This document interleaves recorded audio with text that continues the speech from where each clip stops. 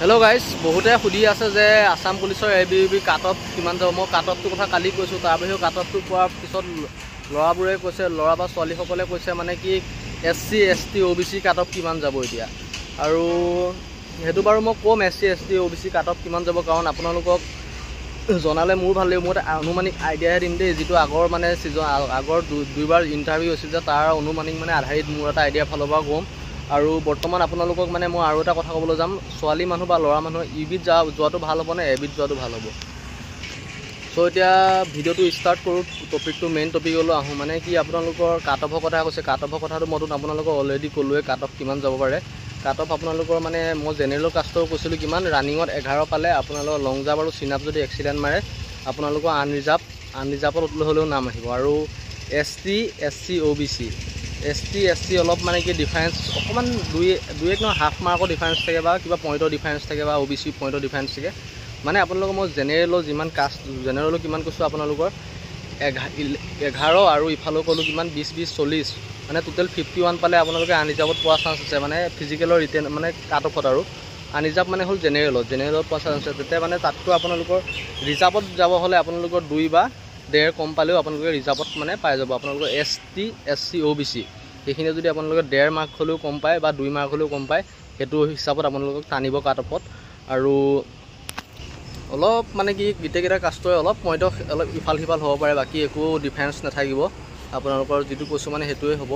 হেতু হোৱা চান্স আছে মানে মই আপোনালোকৰ যে 100% হ'ব নহয় মোৰ এটা অনুমানিক আইডিয়াৰ কাৰণে কৈছো আপোনালোকৰ যেটো আইডিয়া দি মই ইন্টাৰভিউ দি পাইছো বা আৰু ইন্টাৰভিউত বহুত দেখিছো কিমান কাটঅফ মাৰে কি মাৰে এটো এটা মই অনুমানিক আইডিয়াহে কৈছো যে ফিক্স নহয় যে এটো কাটঅফে মাৰিব কিন্তু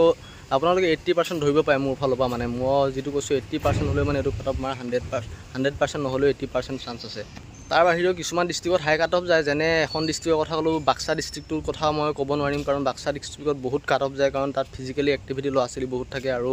বহুত মানে আপোনালোকে এক্সিলেন্ট মাৰ্কে উঠাই পায় ভাগ সেই কাৰণে বাক্সা ডিস্ট্ৰিক্টৰ কথা মই ইমানখিনি ক'ব নাযাওঁ বাক্সা ডিস্ট্ৰিক্টত ভাল মাৰ্ক উঠালে বেছি ভাল বুলি মই ক'ব যাম আৰু তাৰ বাহিৰেও আৰু কথা ক'বলগীয়া আছিল আপোনালোকে মানে কি প্ৰিফাৰেন্সটো কথা ক'বলৈ গ'লে প্ৰিফাৰেন্সটো আপোনালোকে কিহত দিব এবিট দিব নে ইউবিট দিব প্ৰিফাৰেন্সটো মোৰ মতে ইউবিট দিলে ভাল কাৰণ আপোনালোকে চাও ইউবিটো হাই সেকেন্ডাৰী পাস এনে নিদিয়ে কাৰণ তাৰ কথা আছে ন ইউবি হাই সেকেন্ডাৰী পাস এনে নিদিয়ে কাৰণ তাত এটা অলপ হলেও কিবা এটা আছে হেতু কাৰণে মেট্ৰিক পাস নিদি হাই সেকেন্ডাৰী পাস দিছে আৰু আপোনালোকে জানে এবিটো হল 10 পাস হলেও হল যেনে তেনে 10 পাস বা ইউবিটো হলে যেনে তেনে হাই সেকেন্ডাৰী পাস কৰিলে আপোনালোকে মানে এবি ইউবি ভিতৰত যাব পাৰে মানে বৰ্তমান মানে কি ক'বলৈ গ'লে আপোনালোকে সিলেকশনটো দিলে ইউবিটা দিব কাৰণ ইউবিটো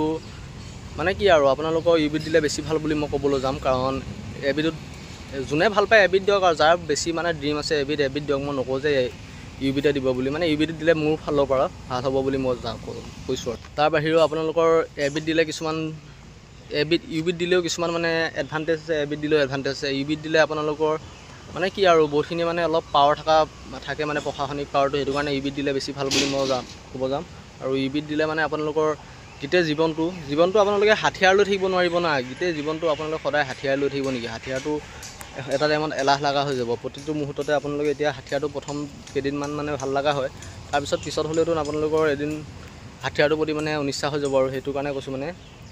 আৰু পিছত মানে কি বয়স হলেও আপোনালোকে হাতিয়াৰটো দাঙি ফুৰিবলৈ মানে অলপ হলেও অশান্তি পাব হেতু কাৰণে কৈছো যে ইউবিট দিলে বেছি ভাল হয় আৰু ছোৱালীবোৰে বিশেষকৈ ছোৱালীৰ কাৰণে অলৰেডি 30% আপোনালোকৰ ৰিজাৰ্ভেশন আছে ইউবিৰ কাৰণে ইউবিট ছোৱালী ভালকে দিলে মোৰ ফালৰ পৰা বেছি ভাল হয় আৰু এবিটো এডভান্টেজ আছে এবিটো এডভান্টেজ নাই বুলি কই এবিটোত মানে কি হাতিয়াৰটো ল'ব লাগে এবিট কিছুমান এডভান্টেজ আছে যেনে আপোনালোকৰ ছুটিটো বেছি গৈ পায় এবিট ধৰি লৈ ছুটি বেছি আছে বা কিবা কিবি বেছি আছে এবিট তাৰ বাহিৰেও আপোনালোকৰ ইউবিটো বহুতখিনি মানে এডভান্টেজ আছে ইউবিটো নাথাকে বুলি নকওঁ ইউবিটো আপোনালোকৰ বহুতখিনি আছে যেনে আপোনালোকৰ প্ৰশাসনিক পাৱাৰ আছে কিবা কিবি মানে ফ্ৰীডমটো বেছি আছে ইউবিট মানে স্বাধীনতাটো অলপ বেছিকৈ আছে বুলি ক'ব পাৰি